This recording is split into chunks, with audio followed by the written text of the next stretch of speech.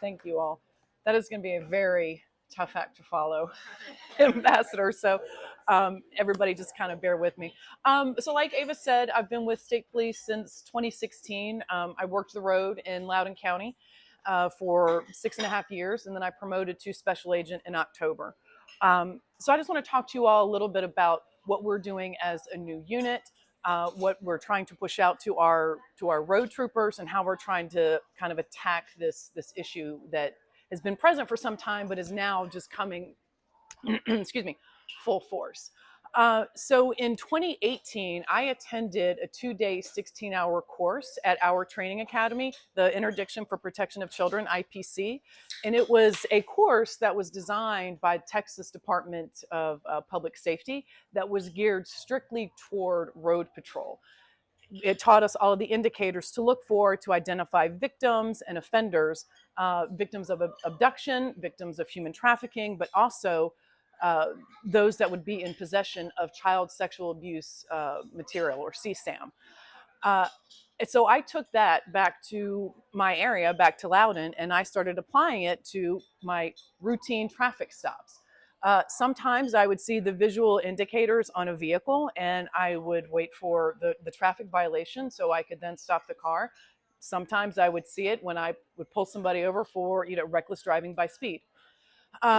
And the thing of it is, a lot of these indicators, while it's not illegal to be in possession of multiple hotel room keys, multiple cell phones, a bulk size box of condoms, even children's items, while those things are not illegal, some of those things in combination should set off some red flags. And then you should do your due diligence and just do a little more digging there.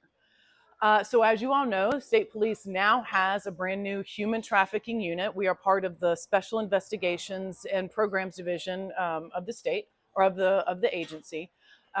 The unit was initially started about a year ago, and just recently we've placed just about all of our agents. I'm working the Northern Virginia area, so I cover Prince William, Loudoun, Fairfax, Arlington, and Alexandria. Here recently, we have finally been able to put our tip line up. So if you all go to, or if you know somebody that would like to report a tip, it can be done anonymously. If you go to the Virginia State Police website, go to the Contact Us tab, you can scroll down and it's very clear. It'll say report human trafficking. Again, it can be done anonymously. Or if you want to put contact information so we can follow up, that's even better. But we are getting a lot of tips in. There are a lot of them are coming in from hotels.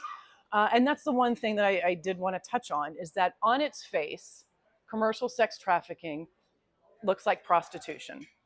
And as the ambassador said, law enforcement is trying to step away from charging the victims with prostitution, because all that does, it keeps them in the cycle of abuse and they can never get out. So what are we going to be looking for? We are going for the key drivers, which, as he said, is money. These traffickers, they don't wake up thinking, like he said, how can I violate someone's human rights?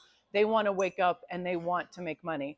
And they will exploit and abuse these women, and sometimes men, to do that in any way possible.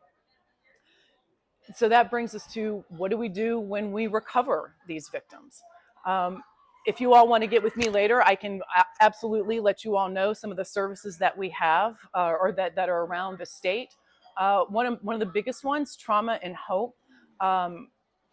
There is a nonprofit organization, and they offer education, they offer counseling, they offer all kinds of services for our victims. And that's been the problem that we've been seeing. We recover a victim, but what are we going to do with them? We can take them to a domestic violence shelter, but they generally are not equipped to deal with this type of victim.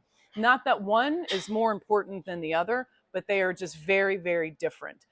And unfortunately, sometimes when we're having these encounters with our victims, especially if they are with their abuser, it may look like domestic violence on its face.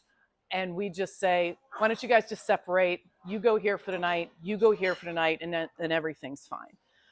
So that is another challenge that we are facing, is how are we going to help our victims? I live in Loudoun County, so we have West Virginia that borders us. We do have a partner there that we can take our victims there, even though they were not abused in West Virginia. We do have places in Southwest Virginia. Freedom 424 is a really great organization down in Lynchburg. We have Reset 180, which is a faith-based victim services, and that can kind of be a tricky thing, because we don't want our victims to think that they're going to go in here and just be hammered with faith and all of those things. But that's one of the services that provides overnight care. And one of the other things that I wanted to leave you all with is, we're getting back to the, if you see something, say something. So again, you can go and report. I have a victim witness that is going to be testifying in a federal investigation. She was from the East Coast. She met her abuser here on the East Coast, and she ended up all the way out in California on a place called Figueroa Street.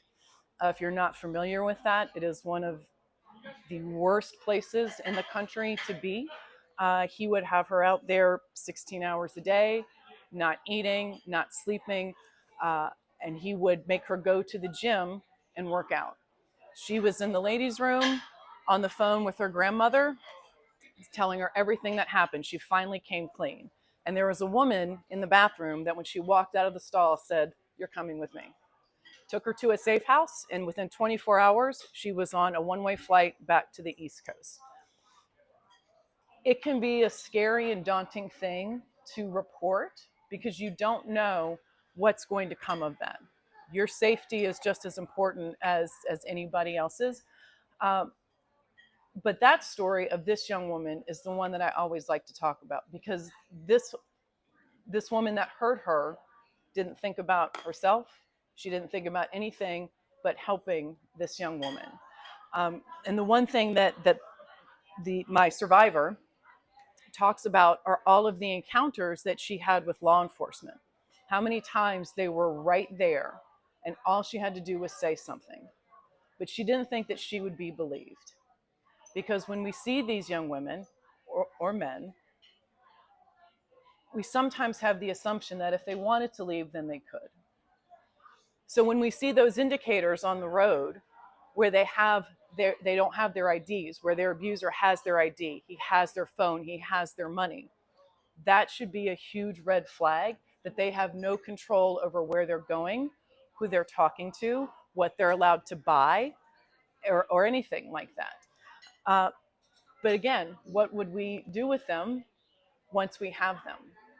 And unfortunately, like domestic violence, victims will go back to their abuser because they go back to what they know. Unfortunately, these abusers are very clever. They're very calculated, and they know exactly what to say, because they look for a certain type of person that may have already been victimized by somebody in their family. So I will leave you all with the story of, please, if you see something, then say something. I'm also going to leave my contact information for anybody that if you want to contact me directly, I have no problem with that. And then I guess we'll take questions after. Yeah. Thank you all.